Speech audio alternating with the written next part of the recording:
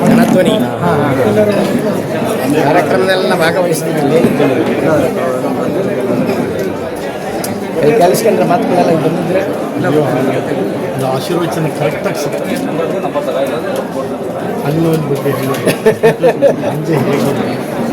ಆಮೇಲೆ ಅಕ್ಕ ಮಹಾದೇವಿ ಅವ್ರದ್ದು ಸಮಯ ಕಡಿಮೆ ಇದ್ದಾಗ 3 ಬರಬೇಕು. ಒಂದು ಹೀರೋ ತಲೆ ಮೇಲೆ ಒಂದೊಂದು ದೇವ್ರು ಕೊಟ್ಟಿರ್ತಾರೆ. ನಮ್ಗೆ ಎಷ್ಟು ಭಾಗ್ಯ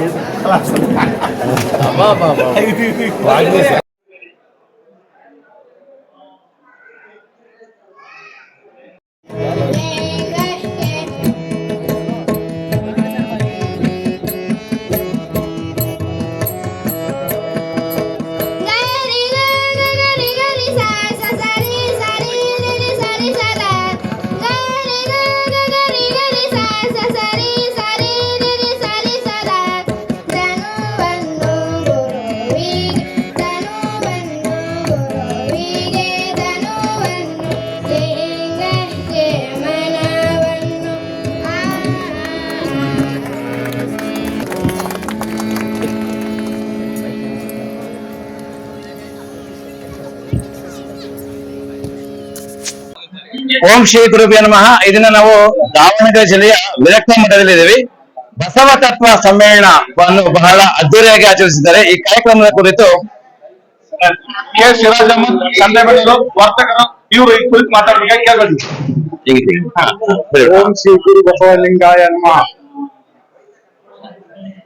ಪಾಂಡುಮಟ್ಟಿಯಲ್ಲಿ ಪ್ರತಿ ವರ್ಷನೂ ಬಸವ ತತ್ವದ ಆಧಾರದ ಮೇಲೆ ಕಾರ್ಯಕ್ರಮ ನಡೆಸಿಕೊಂತ ಬಂದಿದ್ದಾರೆ. ಈ ಕಾರ್ಯಕ್ರಮದ ಉದ್ದೇಶ ಯಾವುದೇ ಜಾತಿ, ಯಾವುದೇ ಮತ, ಯಾವುದೇ ಧರ್ಮಕ್ಕೆ ಮಾತ್ರ ಸೀಮಿತವಾಗದೆ ಮಾನವ ಧರ್ಮಕ್ಕೆ ಒಂದು ದೂರದೃಷ್ಟಿಯನ್ನು ಇಟ್ಕೊಂಡು ಎಲ್ಲಾ ಧರ್ಮಗಳು ಒಂದೇ, ಎಲ್ಲಾ ಧರ್ಮಗಳ ಒಂದು ಸಾರನ ಒಂದೇ ಅನ್ನೋ ಒಂದು ದೃಷ್ಟಿಯಲ್ಲಿ ಇಲ್ಲಿ ಎಲ್ಲಾ ಧಾರ್ಮಿಕ ಗುರುಗಳನ್ನ ಕರೆಸಿ ಇಲ್ಲಿ ಪ್ರವಚನ ಮಾಡುವುದು ಒಂದು ವಿಶೇಷ. ಇಲ್ಲಿ ಯಾವ ಒಂದು ಜಾತಿ, ಮತ, ಭೇದ, ಪಂಥ, ಮೇಲು ಕೀಳು ಯಾವುದೇ ಇಲ್ಲದೆ ಎಲ್ಲರೂ ಮಾನವ ಜನಾಂಗಕ್ಕೆ ಸರಿ ಸಮಾನರು ಅನ್ನೋ ಒಂದು ಧ್ಯೇಯವನ್ನು ಇಟ್ಕೊಂಡು ಉತ್ತಮವಾದ ಒಂದು ಸಂದೇಶವನ್ನ ಸಂಪೂರ್ಣ ಜಿಲ್ಲೆಗಳಿಂದಲೇ ರಾಜ್ಯಕ್ಕೆ ತಲುಪಿಸುವ ಕಾರ್ಯ ಈ ನಮ್ಮ ಪಾಂಡುಮಟ್ಟಿಯ ಮಠ ಪ್ರತಿ ವರ್ಷ ಮಾಡ್ಕೊಂತ ಬಂದಿದೆ. ಅದರಂತೆ ಎಲ್ಲರೂ ಸಹ ಸಹಭಾಗಿತ್ವದಿಂದ, ಸೌಹಾರ್ದದಿಂದ, ಪ್ರೀತಿ ವಿಶ್ವಾಸದಿಂದ ಮಾನವ ಕುಲ ಒಂದೇ ಎಂಬ ಬಸವಣ್ಣನವರ ತತ್ವದ ಆಧಾರದ ಮೇಲೆ ಇಂದು ಈ ಒಂದು ಮಠ ನಡ್ಕೊಂತ ಬರ್ತಿರೋದು ನಮಗೆಲ್ಲ ಬಹಳ ಸಂತೋಷವನ್ನು, ಬಹಳ ಉತ್ಸಾಹ, ಬಹಳ ಉಲ್ಲಾಸವನ್ನು ಕೊಡುತ್ತೆ. ಆದ ಕಾರಣ ಪ್ರತಿ ವರ್ಷನೂ ಸಹ ನಾವು ಈ ಮಠಕ್ಕೆ ನಮ್ಮ ಸ್ನೇಹಿತರು, ನಮ್ಮ ಸಂಬಂಧಿಕರು ಎಲ್ಲರೂ ಬಂದು ಈ ಒಂದು ಕಾರ್ಯಕ್ರಮದಲ್ಲಿ ಪಾಲ್ಗೊಂಡು ಇಲ್ಲಿಂದ ಏನು ನಮಗೆ ನಾವು ಒಳ್ಳೆಯದನ್ನ ನಾವು ಪಡ್ಕೊಳ್ಳಬೇಕು ಅನ್ನೋ ಒಂದು ಇದಿರ್ತದೆ. ಅದನ್ನೆಲ್ಲ ಒಳ್ಳೆಯದನ್ನ ನಾವು ನಮ್ಮ ಜೋಳಿಗೆಯಲ್ಲಿ ಸ್ವಾಮಿಯರ ಜೋಳಿಗೆಯಿಂದ ನಮ್ಮ ಒಂದು ಜೋಳಿಗೆಗೆ ಹಾಕೊಂಡು ನಾವು ಈ ಒಂದು ಬಸವ ತತ್ವವನ್ನು ಸಹ ಅನುಸರಿಸ್ತೇವೆ ಅಂತ ಹೇಳಿ ಈ ಸಂದರ್ಭದಲ್ಲಿ ಹೇಳಿದ ನಾನು ಈ ಒಂದು ಮಠಕ್ಕೆ ಕೃತಜ್ಞತೆಯನ್ನ ಸಲ್ಲಿಸುತ್ತೇನೆ. ಓಂ ಶ್ರೀ ಗುರು.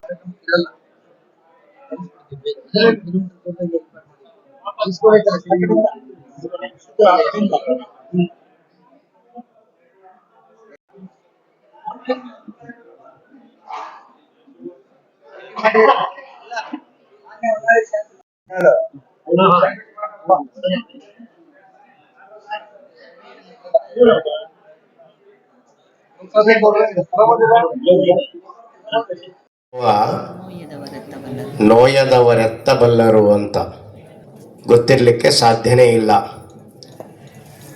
ಬಂಜೆ ಬೇನೆಯನರಿಯಳು ಅಂತ ಇನ್ನೊಂದು ಶಬ್ದ ಇದೆ. ಬಂಜೆಗೆ ಮಕ್ಕಳು ಜನನ ಆಗುವಂಥ ಸಂದರ್ಭ ಇದೆಯಲ್ಲ, ಆ ಸಂದರ್ಭದ ನೋವು ಬೇರೆಯವರಿಗೆ ಗೊತ್ತಾಗಲಿಕ್ಕೆ ಸಾಧ್ಯ ಇಲ್ಲ. ಎಲ್ಲ ಬಸವಾದಿ ಶರಣರನ್ನು ಸ್ಮರಣೆ ಮಾಡಿಕೊಳ್ತಾ ಈಗಾಗಲೇ ಮಹಿಳಾ ಸಂಗಮದ ವಿಚಾರವನ್ನು ಎಲ್ಲ ಮಹಿಳಾ ಮಠಾಧಿಪತಿಗಳು ಮಾತನಾಡಿರೋದು ಈ ವೇದಿಕೆಗೆ ಒಂದು ದೊಡ್ಡ ಗೌರವವನ್ನು ತಂದುಕೊಟ್ಟಿದೆ ಅಂತಕ್ಕಂಥ ಭಾವನೆ ನಮ್ಮದು. ಯಾರಿಂದ ಯಾವ ಮಾತುಗಳನ್ನು ಆಡಿಸ್ಬೇಕು ಅನ್ನೋದು ಬಹಳ ಮುಖ್ಯ. ಹಾಗಾಗಿ ಮಹಿಳೆಯರ ಕಷ್ಟ, ನೋವು, ಸುಖ, ದುಃಖ, ಸಮಸ್ಯೆ, ಅದರ ಜೊತೆಯಲ್ಲಿ ಮನೆತನವನ್ನು ಹೇಗೆ ಒಳ್ಳೆ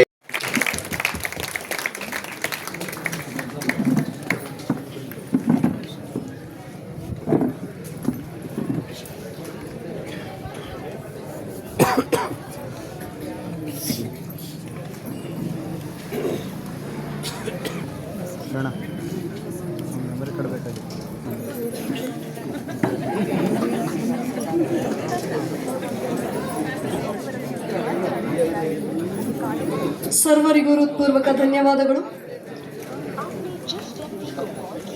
ಸಮಯದ ಅಭಾವದಿಂದ ಪೂಜ್ಯ ಚಿನ್ಮಯಿ ತಾಯಿ ಹಾಗೂ ಅಕ್ಕ ಮಹಾದೇವಿ ತಾಯಿ ಇಬ್ಬರಿಗೂ ಸಹ ಕಾರ್ಯಕ್ರಮದ ವತಿಯಿಂದ ಶ್ರೀಗಳ ಅಮೃತಾಸ್ತದಿಂದ ಗೌರವ ಸಮರ್ಪಣೆಯನ್ನು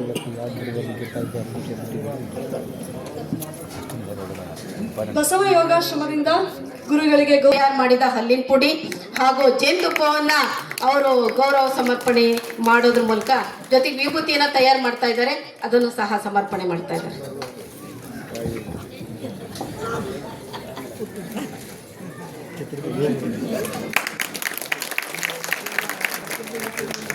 ನೋಡಿ, ಸ್ವರ್ಗ ನರಕ ಅಂತ ಯಾಕಯ್ಯ ತಲೆ ಕೇಳಿಸ್ಕೊಳ್ತಾರೆ? ಅಯ್ಯ ಎಂದರೆ ಸ್ವರ್ಗ, ಎಲವೋ ಎಂದರೆ ನರಕ, ಆಚಾರವೇ ಸ್ವರ್ಗ, ಅನಾಚಾರವೇ ಸ್ವರ್ಗ, ಸ್ವರ್ಗ ನರಕ ಬೇರೆಲ್ಲ ಕಾಣಿಗೋ. ಎಂಥ ಜ್ಞಾನಿ. ಅದಕ್ಕೆ ನನ್ನ ಬಸವಣ್ಣವ್ರ ಬಗ್ಗೆ ಫುಲ್ಲು ಮುಟ್ಟಕ್ಕೆ ಹೋಗಲ್ಲಪ್ಪ.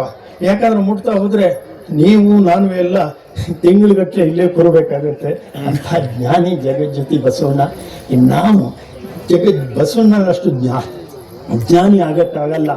ಅನುಭವ ಮಂಟಪ ಕಟ್ಟಿ ಜ್ಞಾನ ಮಂಥನ ಮಾಡೋಕ್ಕಾಗಲ್ಲ. ಆದ್ರೆ ಅವ್ರು ಕೊಟ್ಟು ಬೆಳೆದು ಫಲ ತಿಂದು ಹಾಗೆ ನಾವು ಉಸಿರು ಬಿಟ್ಟು ಹೋಗೋರು ಆಗೋದು ಬೇಡ. ನಿಜವಾದ ಋಣ ಅಂದರೆ ಆ ಒಂದು ಬಸವ ತತ್ವವನ್ನು ಎಲ್ಲ ಜನರಿಗೆ ತಿಳಿಸಿ, ಯಾರು ಹಿಂಸೆ, ಕ್ರೌರ್ಯ, ಮೇಲು ಕೀಳು ಅಂತಾರೋ ಅವೆಲ್ಲರೂ ಇಲ್ಲಪ್ಪ. ನಾವು ಭಗವಂತನ ಒಂದು ಋಣ, ಒಂದು ಕಣ ಆಗಿ ಬಂದಿದ್ದೀವಿ.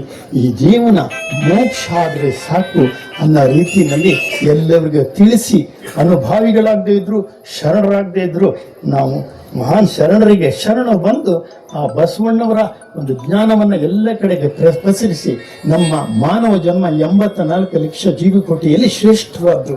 ಈ ಗುರುಗಳು ಪಾದಯಾತ್ರೆ ಮಾಡ್ಕೊಂಡು ಹೋಗಿ ನಮ್ಗೆ ಅದು ಕೊಡಿ ಇದು ಕೊಡಿ ಕೇಳುವಂಥ ಸ್ಥಿತಿ ಬಂದಿದೆ ಅಂತ ಹೇಳಿದ್ರೆ ಇದು ಭಾರತದ ದೊಡ್ಡ ದೌರ್ಭಾಗ್ಯ ಅನ್ಸುತ್ತೆ ನನಗೆ.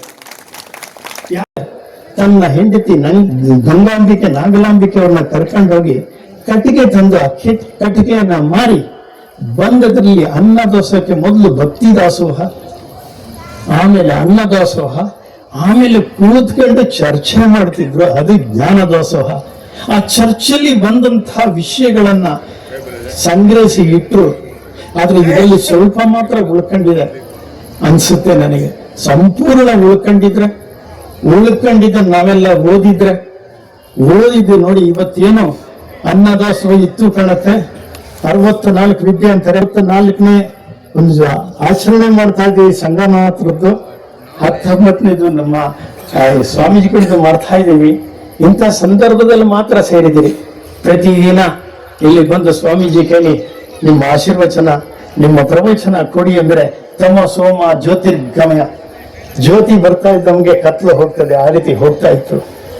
ನಮ್ಮ ಕಲಿ ಒಬ್ಬ ಅನುಭಾವಿ ಅಂದ್ರು, ಶರಣ ಅಂದ್ರು, ಯಾವುದೋ ಗೊತ್ತಿಲ್ಲ. ಒಟ್ಟಿನಲ್ಲಿ ಸ್ವಾಮೀಜಿಯವ ನನ್ನ ಶಿಷ್ಯ, ಅವರ ಆಶೀರ್ವಾದ ನನ್ನ ತಲೆ ಮೇಲಿದ್ರು ಸಾಕು. ನಾನು ನಿಮ್ಮ ಕಲಿ ಒಬ್ಬ ಸಹೋದರ ಆಗಿ ಕೇಳ್ಕೊಳ್ಳೋದು ಇಷ್ಟೇ. ಯಾಕಂದ್ರೆ ನನಗೆ ಹೆಚ್ಚಿಲ್ಲ 30 ವರ್ಷಕ್ಕೆ 64 ಟ್ರಾನ್ಸ್ಫರ್. ನಾನು ತಲೆ ಕೆಡಿಸ್ಕೊಂಡಿಲ್ಲ. ಯಾಕಂದ್ರೆ ಅನ್ನದ ಋಣ, ನೀರಿನ ಋಣ, ನಿದ್ರೆ ಋಣ ದೇವರು ಬರೆದಿರ್ತಾನ್ರಿ. ನಾನು ನನ್ನ ಖಾಕಿ ಬಟ್ಟೆ ಒಂದು ಅವಕಾಶ, ಸೇವೆ ಮಾಡಕ್ ಸಿಕ್ಕಂತ ಅವಕಾಶ ಅಂತ ತಿಳ್ಕೊಂಡೆ ವಿನ ಅಧಿಕಾರ ದರ್ಪಕ್ಕೆ ತೋರ್ಸಕ್ಕೆ ಸಿಕ್ಕಂತ ಅಧಿಕಾರ ಅಂದಿಲ್ಲ. ಸರ್ ಅಂದ್ರೆ ಸಿಟ್ಟು ಬರ್ತಿತ್ತು ನನಗೆ.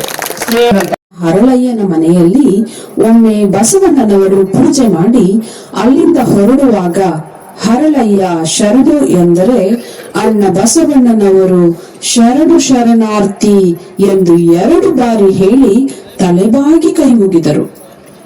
ಕಿಂಕರ ಭಾವದ ಸಾಕಾರ ಮೂರ್ತಿ ಹರಳಯ್ಯನಿಗೆ ಇದು ಹೊರಲಾರದ ಹೊರೆಯಾಯಿತು.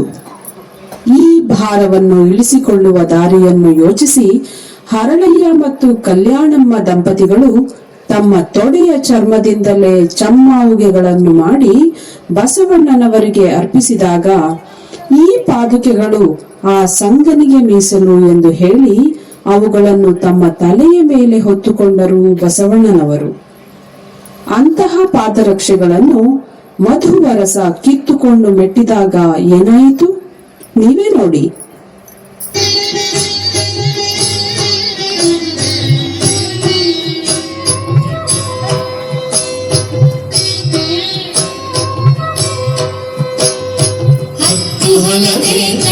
ಹರಳಯ್ಯನಂತೊಬ್ಬ ನಿಜ ಶರಣ ಇಲ್ಲಿರಲು ಸಾಕಲ್ಲವೇ ನಿಜ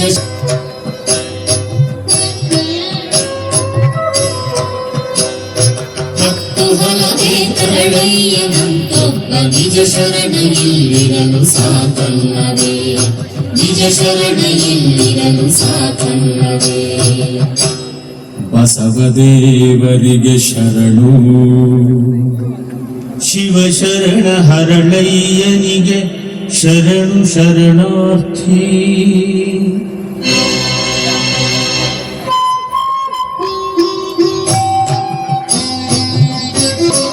ಶರಣಾರ್ಥಿ ಎನ್ನಬಹುದೆ ತಂದೆ ಬಸವಣ್ಣ ಎನ್ನಬಹುದೆ ತಂದೆ ಬಸವಣ್ಣ ಇದು ಹೊರಲಾರದ ಹೊರೆ ಈ ಕಿಂಕರಗೆ ಶರಣು ಶರಣಾರ್ಥಿ ಎಂಬ ನುಡಿ ಕೇಳಿ ಹೆದರಿ ಕಂಗಾಲಾದ ಹರಳಯ್ಯ ಕರದಲ್ಲಿ ಕಿವಿ ಮುಚ್ಚಿ ಚೀರಾಡಿದ ಶಿವ ಶಿವ ಕಾಪಾಡು ಎಂದೊರಲಿದ ಓಂ ನಮಃ ಶಿವಾಯ ದೇವ ಕತ್ತಿಯ ಮೊನೆಯ ಅಲುಗದೆ ನೋಡುತ್ತಿಹ ಏಕೋ ಭಾವದಿ ಸತಿಪತಿಯರು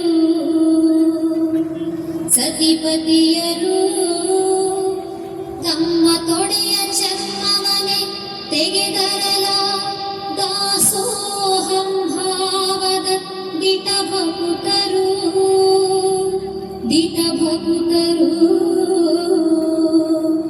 ತೆಗೆದ ಚರ್ಮವತಿ ತೀಡಿ ಹದ ಮಾಡಿ ಜಡಿದರು ಶಿವ ಧ್ಯಾನದ ಹೊನ್ನ ಮೊಳೆಯ ಹಿಡಿದ ಚರ್ಮದ ಕೆರೆದ ರೂಪುಗಳ ಚೆಲುವಾಯಿತು ನಡೆದ ಅಣ್ಣನ ಅಡಿಯ ಹುಡುಕಿ ಎಡೆಬಿಡದೆ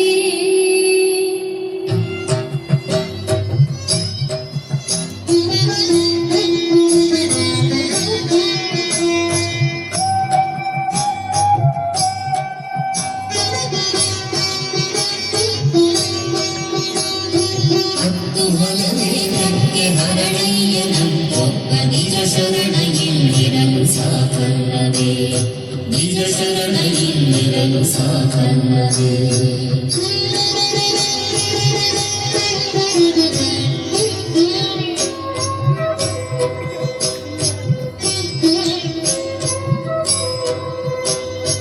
ಅಣ್ಣಕೋ ನನ್ನಣ್ಣ ಬಸವಣ್ಣ ಕೋಯಿದನು ನಿನ್ನ ನುಡಿಯಿಂದಾಯ್ತು ಈ ಜನ್ಮ ಪಾವನವು ಮುಟ್ಟಿ ಮೆಟ್ಟಿರಿ ನಿಮ್ಮ ಶಿವಪಾದದಲ್ಲಿದನು ಇಟ್ಟುಕೊಳ್ಳಿರಿ ನನ್ನ ಕಾಣಿಕೆ ಇದನು ಇಟ್ಟುಕೊಳ್ಳಿರಿ ನನ್ನ ಕಾಣಿಕೆ ಇದನು ನನ್ನಪ್ಪ ಹರಳಯ್ಯ ಶಿವಸಂಗಿ ಹರಳಯ್ಯ ನಿನ್ನ ಕಾಣಿಕೆ ಸುಳಿವ ಪಾದವಿರುವಲ್ಲಯ್ಯ ಶಿರದಲ್ಲಿ ನೀನಿದ್ದ ಶಿವಕರುಣೆಯನ್ನ ಬದುಕನೆ ಬಂಗಾರ ಮಾಡಿರುವ ಕಳಶ ಬದುಕನೆ ಬಂಗಾರ ಮಾಡಿರುವ ಕಳಶ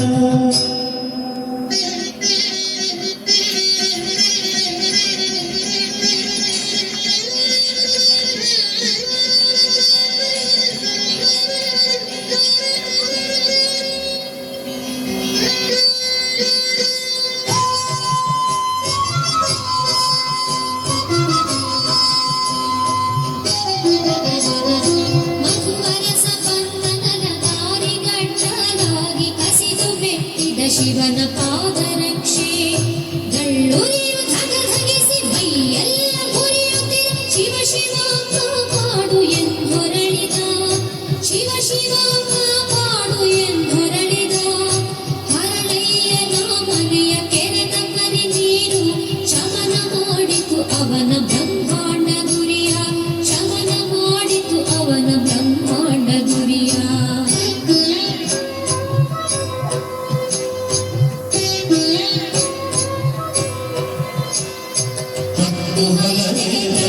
ಹರಳಯ್ಯನಂತೊಬ್ಬ ನಿಜ ಶರಣ ಎಲ್ಲಿರಲು ಸಾಕಲ್ಲವೇ ನಿಜ ಶರಣ ಎಲ್ಲಿರಲು ಸಾಕಲ್ಲವೇ ನಿಜ ಶರಣ ಎಲ್ಲಿರಲು ಸಾಕಲ್ಲವೇ ಇಲ್ಲಿ ನೋಡಿ ಪಾಪ ಇಲ್ಲ ಪುಟ ನೋಡಿ ನೋಡಿ ನೋಡಿ ನೋಡಿ ಮತ್ತು ಕುಟುಂಬ ವರ್ಗದವರು ಪೊಂಡಮಟ್ಟೆ ಈ ಕುಟುಂಬ ವರ್ಗದವರು ಕೂಡ ಪರಮವಾಗುತ್ತೆ ಎಂಬ ಮಾತುಗಳನ್ನ ಔಚಿತ್ಯವಾಗಿ ಹೇಳಿರ್ತಕ್ಕಂಥ ಬಸವಂತಪ್ಪನವರಿಗೆ ಶರಣಾರ್ಥಿಗಳು ಶರಣ ಬಂಧುಗಳೇ. ಕಾರ್ಯಕ್ರಮದ ದಾಸೋಹಿಗಳಾಗಿರ್ತಕ್ಕಂಥ ಶರಣ ಮಲ್ಲಿಗೆರೆ MS ಮಹೇಶ್ವರಪ್ಪ ಚೆನ್ನಮ್ಮನವರ ಸ್ಮರಣಾರ್ಥ ಮಕ್ಕಳು ಮತ್ತು ಕುಟುಂಬ ವರ್ಗದವರು ಪೊಂಡಮಟ್ಟಿ ಇವರು ಬಂದು ಸ್ವೀಕರಿಸಬೇಕಾಗಿ ವಿನಂತಿಸಿಕೊಳ್ತಾ ಇದ್ದೀನಿ.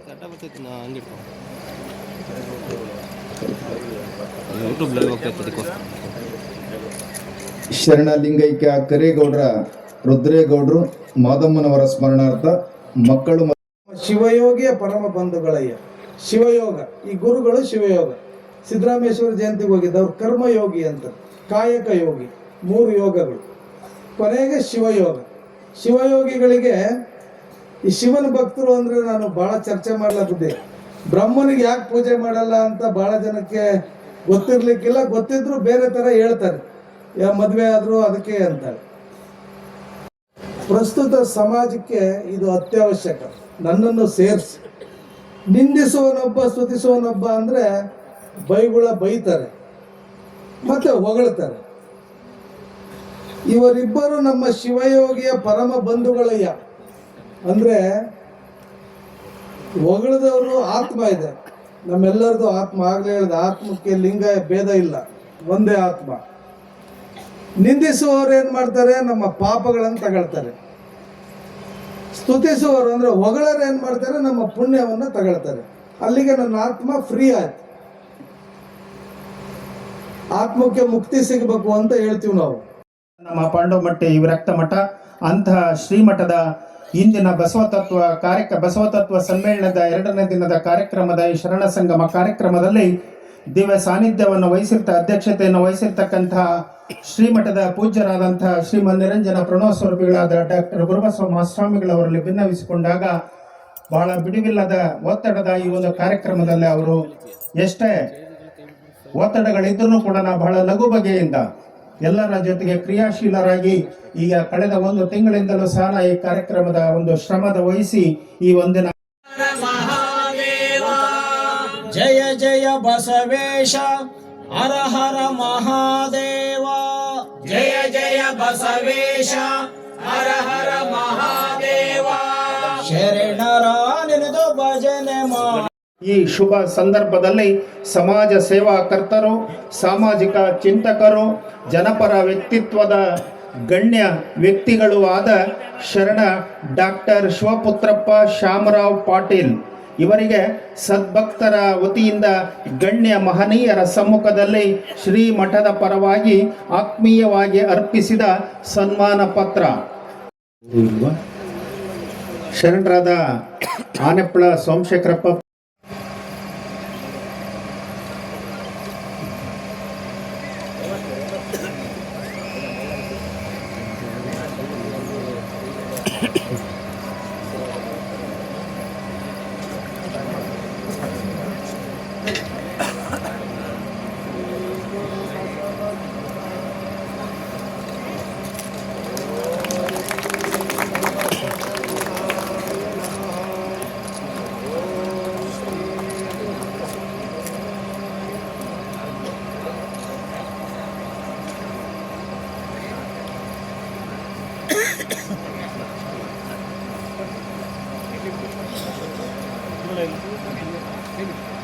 ಬೀಳುತ್ತೆ ಬೀಳುತ್ತೆ ಕೈ ಬಿಡುತ್ತೆ